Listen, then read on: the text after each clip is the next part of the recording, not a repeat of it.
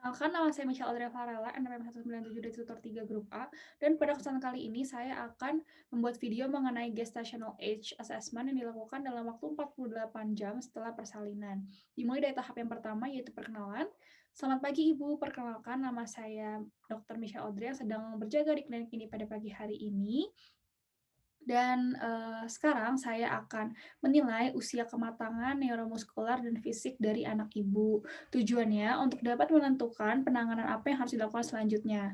Apakah ibu bersedia? Baik. Selanjutnya adalah history taking, yaitu menanyakan beberapa hal kepada pasien. Ibu, apakah ibu ingat hari pertama menstruasi terakhirnya kapan? Tanggal berapa itu, Bu? Baik. Lalu apakah selama kehamilan Ibu melakukan prenatal care? Apakah pernah di USG selama kehamilan ini?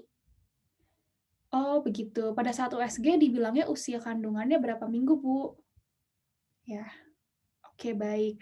Lalu selanjutnya saya akan langsung masuk ke dalam pemeriksaan untuk Ballard score, dimulai dari yang aspek neuromuskular.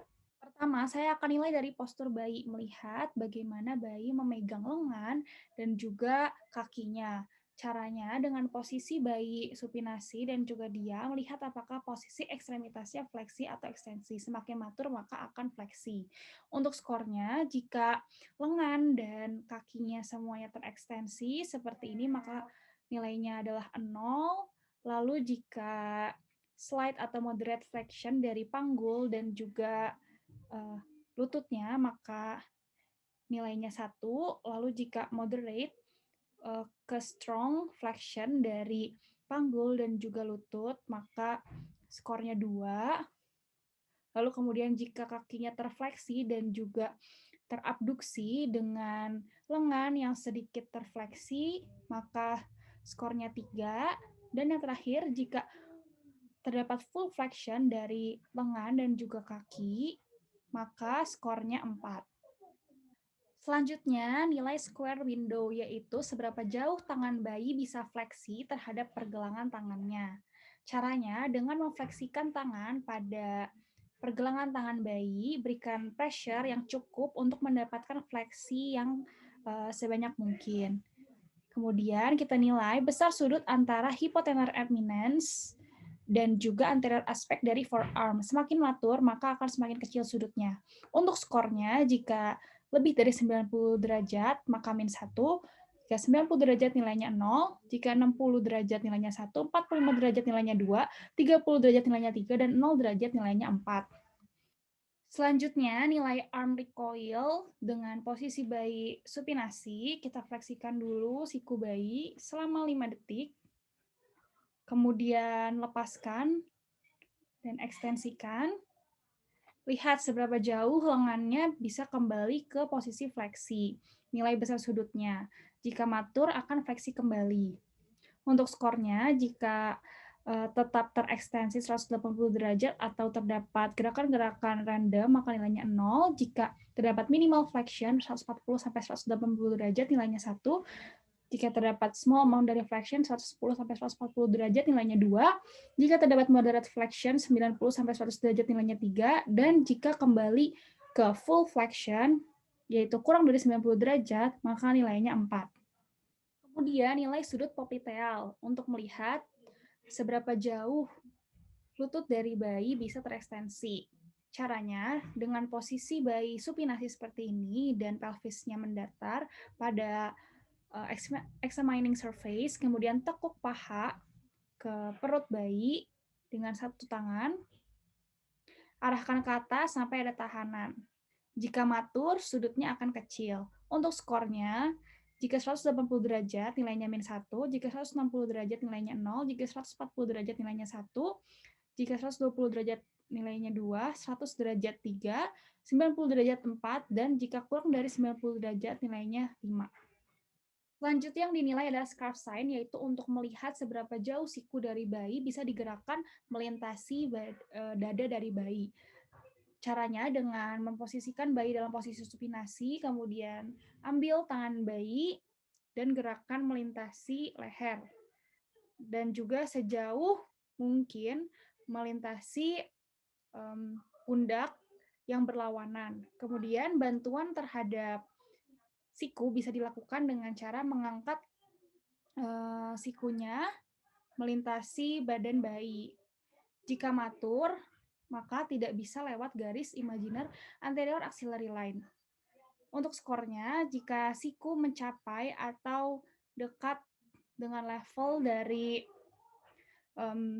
bahu yang berlawanan, maka -1. Jika siku melintasi anterior axillary line yang berlawanan nilainya 0, jika siku mencapai anterior axillary line yang berlawanan nilainya 1, jika siku pada midline nilainya 2, jika siku tidak mencapai midline nilainya 3, dan jika siku tidak melintasi proximate axillary line nilainya 4.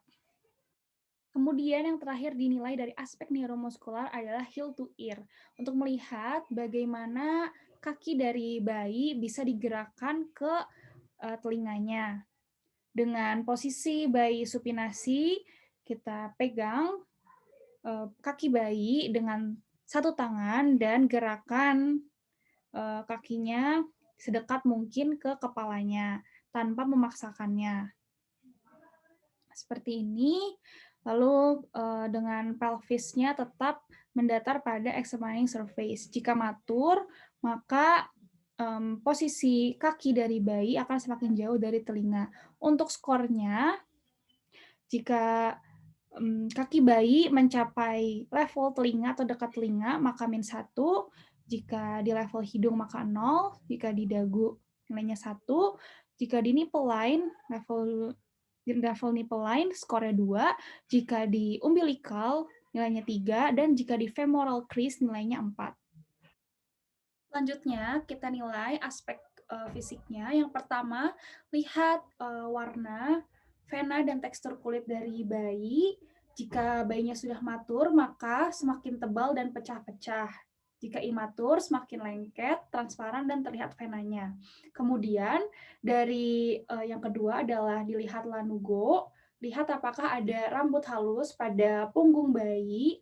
Jika matur, tidak ada atau menipis. Jika imatur, tidak ada, dan jika prematur, banyak. Selanjutnya, kita lihat plantar surface-nya, telapak kaki bayinya, apakah ada plantar crease. Lihat guratannya pada telapak kaki bayi. Jika matur, maka semakin banyak guratannya. Selanjutnya adalah payudara dari bayi. Jika matur, maka teraba dan sudah ada areola serta putingnya. Selanjutnya adalah mata dan telinga dari bayi. Jika matur, mata akan terbuka dan telinga bisa kembali saat dilipat. Selanjutnya, genital. Jika laki-laki, kalau sudah matur, testis sudah turun keduanya. Skrotumnya juga banyak ruge. Sedangkan jika perempuan, kalau matur, labia mayora menutupi labia minora, dan klitoris semakin kecil. Jika prematur, klitoris jelas dan labia belum terisi jaringan lemak. Untuk lebih jelasnya, mengenai skor-skornya, di setiap penilaian bisa dilihat pada screen. Setelah selesai melakukan semua pemeriksaan dan penilaian, maka selanjutnya adalah menghitung rating dari maturitas bayi dengan cara menambahkan individual score dari aspek neuromuskular dan juga fisik dari ke-12 kategori tadi, dan kita akan memperoleh perkiraan gestational age dari tabel berikut ini. Bisa dilihat pada screen.